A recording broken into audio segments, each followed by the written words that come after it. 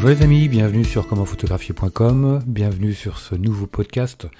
Alors aujourd'hui on va parler de choses pas forcément toujours très agréables, c'est que faire quand mon appareil photo est tombé et que ça peut arriver. Moi ça m'est arrivé il y a quelques temps en Grèce, j'ai fait tomber mon boîtier sur des pavés et sur le coup c'est quand même le stress parce que j'étais en déplacement, c'était pour le boulot.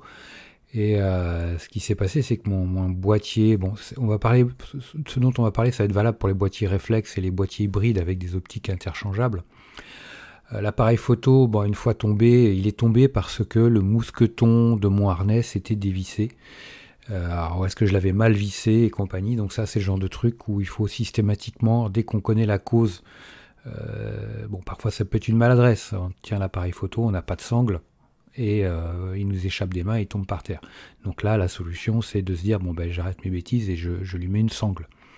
Ou j'utilise un système pour éviter qu'il tombe en cas de maladresse. Moi, j'avais un harnais, j'avais une sangle, mais la sangle était mal fixée et elle s'est dévissée, elle était vissée sous le boîtier, et elle s'est dévissée et l'appareil est tombé sur des pavés. Et donc suite à ça, ce qui s'est passé, c'est que l'appareil photo ne faisait... déjà il fonctionnait toujours, mais le problème c'est qu'il ne faisait plus de photos nettes. Donc plus moyen d'avoir une mise au point correcte avec l'appareil photo. Alors c'était des mises au point les photos étaient floues, étaient quand même bien floues, pas forcément un flou où on ne voyait rien, on voyait quand même notre sujet, mais c'était suffisamment flou pour que ça soit inexploitable. Donc dans ces cas-là, le but du jeu, c'est de savoir d'où vient le problème. Soit de l'appareil photo, soit d'objectif. Donc c'est d'isoler et l'objectif et l'appareil photo. Donc c'est de prendre le boîtier, de mettre un autre objectif, si vous en avez un, et de faire des photos pour voir si elles sont nettes. Si votre appareil photo, tout seul avec un autre objectif, fait des photos nettes, on se dit que la problématique ne vient pas de lui. Et prenez l'objectif, fixez-le sur un autre appareil photo et faites vos photos. Si vos photos sont floues, là vous savez que ça vient de l'objectif et que c'est lui qui est incriminé, qu'il va falloir réparer. Et si jamais vous avez des photos floues avec le boîtier et que l'objectif fait des photos nettes, vous savez que le boîtier a un problème.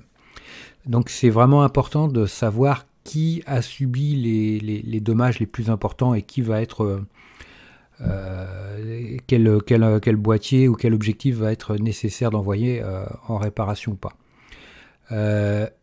Si jamais vous n'avez personne dans votre entourage, si vous n'avez pas de deuxième boîtier, vous n'avez pas la possibilité de trouver du matériel pour tester comme ça. Alors première chose, voyez dans votre entourage, si vous avez un club photo et compagnie, ou alors la solution c'est de vous rendre dans un magasin de photos, style la Fnac ou Boulanger, et de demander à tester, à essayer un appareil photo avec votre objectif par exemple, ou tester votre objectif avec un autre appareil photo compatible, tout simplement. Si vous avez des objectifs Canon, allez tester ça sur un boîtier Canon. Si vous avez un boîtier Canon, allez tester des objectifs Canon, tout simplement. Par contre, n'oubliez pas de venir avec votre propre carte mémoire, parce qu'il est important que vous puissiez, après, une fois que vous avez fait vos tests, que vous puissiez regarder les photos chez vous à tête reposée sur votre ordinateur de manière précise et pour pouvoir être sûr du résultat. Ça, c'est vraiment important. Ensuite, une fois que vous savez lequel des deux outils est incriminé, si le boîtier, si c'est le boîtier ou l'appareil, après il faut l'envoyer, faut faire une demande de devis. Après c'est en fonction de la valeur du matériel. Si c'est du vieux matériel qui vaut 100 balles, c'est pas la peine. Par contre, si c'est un appareil photo qui est tout neuf, c'est un accident. Vous pouvez essayer de faire jouer l'assurance, responsabilité civile ou des choses comme ça, mais c'est pas le propos aujourd'hui de ce podcast. Mais soit vous l'envoyez en réparation par la marque de l'appareil photo, par le réseau de la marque ou là où vous l'avez acheté, ou alors il existe des réparateurs spécialement dédiés au matériel électronique et optique. Moi je sais que par chez moi, sur Nantes, on a des sociétés qui sont spécialisées dans la réparation d'objectifs, d'appareils photo. Et j'ai fait régulièrement, j'ai fait appel à eux justement parce que moi c'était mon objectif qui fonctionnait plus, enfin qui faisait plus de photos nettes. C'était lui qui était en cause. Donc ça m'a coûté plus de 300 € la réparation quand même. Voilà, c'est une optique sérielle, Canon, c'était sériel, donc une optique qui valait 1500 € quoi. Donc bien sûr que j'ai fait la réparation. Quand vous faites réparer votre matériel photo, vos objectifs ou un objectif ou un boîtier, attendez-vous à ce que ça dure un certain temps. Parce que en fonction du réparateur ou du réseau que vous allez utiliser, il est possible qu'il envoie votre matériel à un réparateur, à un atelier dédié, agréé on va dire, mais qui peut être très loin, même parfois à l'extérieur du pays. Donc ça peut prendre pas mal de temps. Ensuite, attendez-vous à avoir un devis payant. Demandez un devis de réparation, mais le devis sera obligatoirement payant. Pourquoi ? Parce que le réparateur en local, par exemple, moi, le devis doit coûter entre 30 et 50 €. J'ai plus le prix exact en tête, mais un devis, il va quand même démonter le matériel, le remonter, voir s'il y a une panne, le tester, voir pour pouvoir faire son devis. Donc il va quand même faire du travail.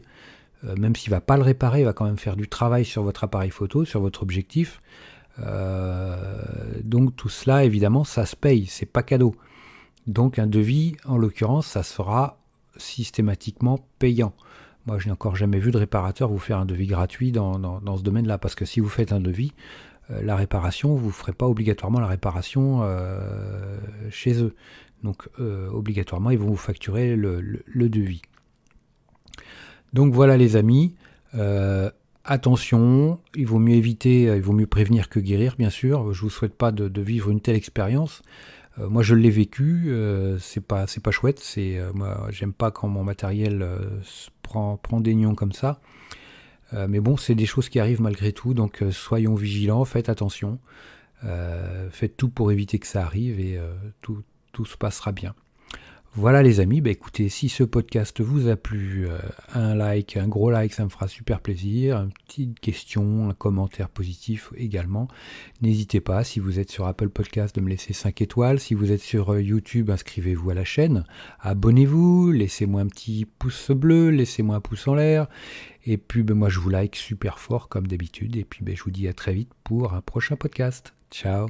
Dernière petite chose avant de se quitter, si ce n'est pas déjà fait, je vous encourage à faire partie de ma liste de contacts pour bénéficier de conseils quotidiens, d'astuces photographiques, de choses vraiment utiles et intéressantes à connaître, à savoir, ou à se faire rafraîchir la mémoire sur certains sujets.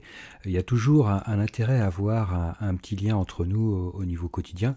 Il y a aussi quelques réclames commerciales, je dirais, de temps en temps. Voilà, donc n'hésitez pas à aller voir sur les formulaires du site comment-photographier.com. Vous en avez sur les articles au niveau de la colonne de droite ou autrement en bas d'article, vous avez des formulaires un peu partout et vous pourrez comme ça ainsi faire partie de la liste de contacts. Autre chose également, actuellement il y a 50% de réduction sur toutes les formations du site comment-photographier.com. Donc vous allez sur le site comment-photographier.com et vous allez sur la page formation tout simplement, ou alors comment-photographier.com/formation photo. Mais allez sur le site, ça sera beaucoup plus simple. Donc vous avez 50% avec le code 5050 en chiffre arabe et vous pourrez bénéficier de toutes les formations à moitié prix. Vous avez une quarantaine de formations sur la photo de paysage, vous avez des formations sur le portrait, vous avez des formations sur les photos d'enfance, sur les photos flash, sur la photo culinaire, j'en passe et des meilleurs les amis. Donc ne vous privez pas, c'est actuellement avec le code promo 50 50%. Voilà les amis, je vous dis à très vite pour de nouveaux podcasts. Ciao.